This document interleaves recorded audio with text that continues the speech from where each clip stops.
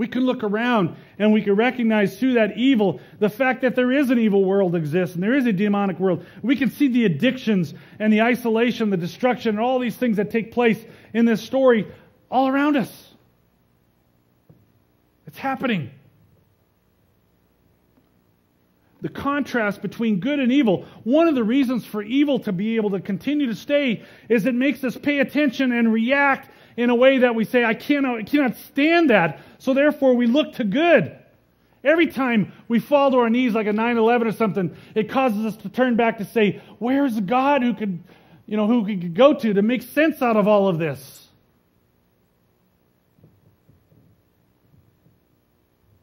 Evil exists so that people turn to good. And so our reaction is important in this story as we see it in our own life because our reaction indicates our heart's condition. Some of the people in this story reacted with fear. It says, as they hear about what happens and they go back, it says, they didn't come back and think, man, isn't that amazing? I was just guarding that guy last week. Look at him now. He's sitting there at Jesus' feet. Hey, that's great. That's amazing. That wasn't their reaction. They saw what had happened here and they reacted in fear.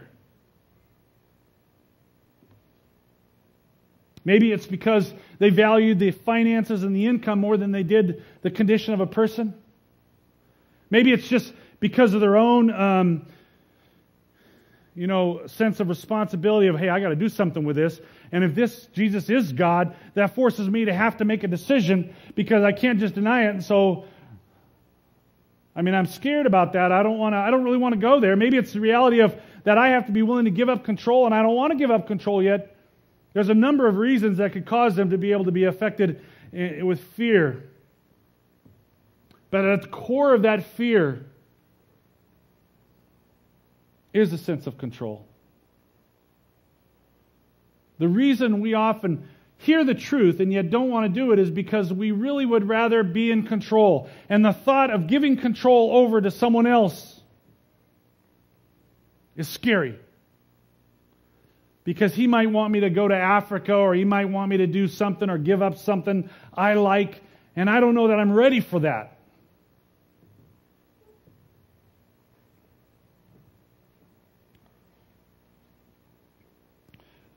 When Jesus is exposed, the truth of Jesus and His presence is seen,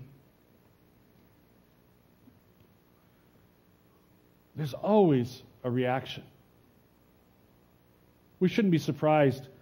You pray at the city hall, and if I go up to someone and I say, I believe in God, they say, yeah, good for you. That's really good. I do too. I think that's cool. You got your God, I got mine. If I say I believe in Jesus, 9 times out of 10 you get a different reaction. Oh, you're intolerant. Oh, you think you're better than other people. Oh, you this. Oh, you that. Jesus isn't neutral. And when His presence is referred to or seen or felt, there is a natural reaction. One of them, of course, is being the fear. But then for some people, the reaction is submission.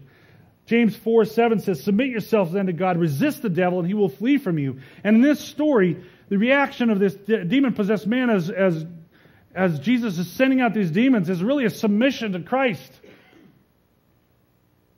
He has experienced being set free from the bondage that he had of his demons.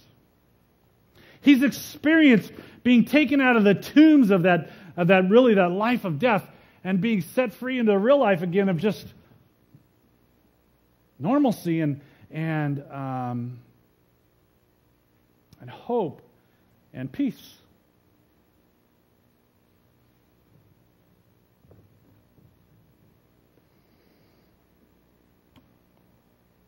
It's interesting, though, that I don't know that this guy's circumstances changed, because he's still staying around the village. Still people say, there goes, so-and-so, the crazy guy, even though he's not crazy anymore. He's got a label. There's plenty of people who have already said, we don't like Jesus, therefore, we don't like him, because when I see him, I think of Jesus. And a lot of times when we have the presence of Jesus in our life, hey, I don't know about you, but our families don't like it. They say the very things I said before. Well, great. Here comes, Mark again. He's going to say something Jesus-like, It has an effect. There is a reaction when the presence of Jesus is felt. But the path to peace goes through the heart. And the presence of Jesus exposes that condition of our heart. And that's the good news, because we begin to see not only the truth of our circumstances, of what's going on for what it is, which again leads to peace, because we realize that, wow, this chaos isn't really chaos.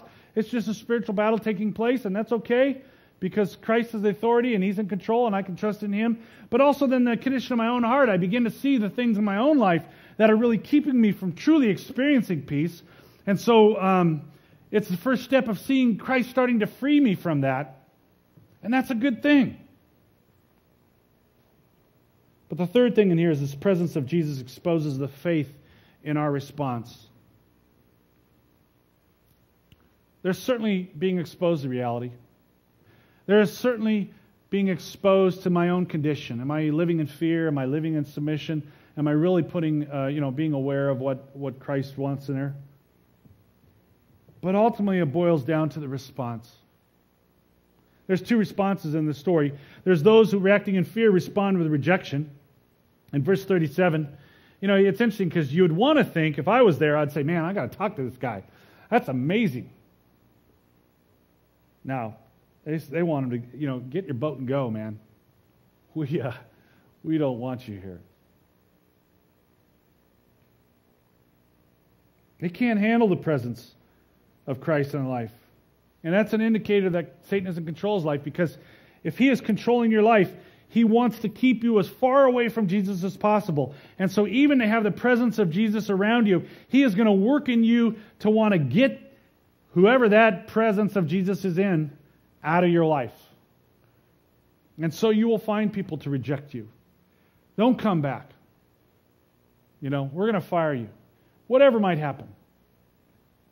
That's not a surprise. Because that's one of the reactions. When the good news is saying, wow, the presence of Jesus is here because these people are pretty upset. That's a good thing. I would feel a little more nervous if I was convinced I have Christ in my life and His presence, and I go into a room full of, messed up people and I say, hey, we're glad to have you here, Mark. You're one of us. I'd be like, oh, wait. I'm not. Oh, wait, I don't think I'm one of you. And so the reaction of this rejection, it shouldn't be surprising, much like I just said before about the way people react around us in the culture today. That's not a surprise. I'm not, it's no big deal. And let me just say, it's not wrong to fight for what we believe in. But, just in this story, Jesus didn't say, you know what, I have every right to be here just as much as you, so if you don't like me, you guys can just all leave. So it's fine, I'll get in the boat and go. Sometimes I think we as Christians spend so much time fighting for stuff that we just fuel this rejection instead of just loving and just being Jesus to the people around us and letting Christ fix a lot of the things that are going on. And so anyway, rejection is one of them. But then those who reacted with submission, though, respond with devotion. In verse 38, this man who the demons had held, he says he begged to go with him. I mean, he's like, oh man, Jesus, I've experienced your grace in my life and the freeing of all this bondage and the sin in my life and the things that control me. I want nothing more to be with you. This submission was, he says he sat at his feet, and when Jesus wants to go, I want to go. I want to go with you. I want to be with you everywhere you go, Jesus. And so to him, that's his devotion. But devotion doesn't always mean going with Jesus. In other words, we can think I'm devoted to Jesus because I sit in a Bible study together. We can think I'm devoted to Jesus because I come to church on Sundays and man, we just talk Jesus back and forth and we hug each other in brotherly love kind of stuff, and it's all about Jesus, and this is great.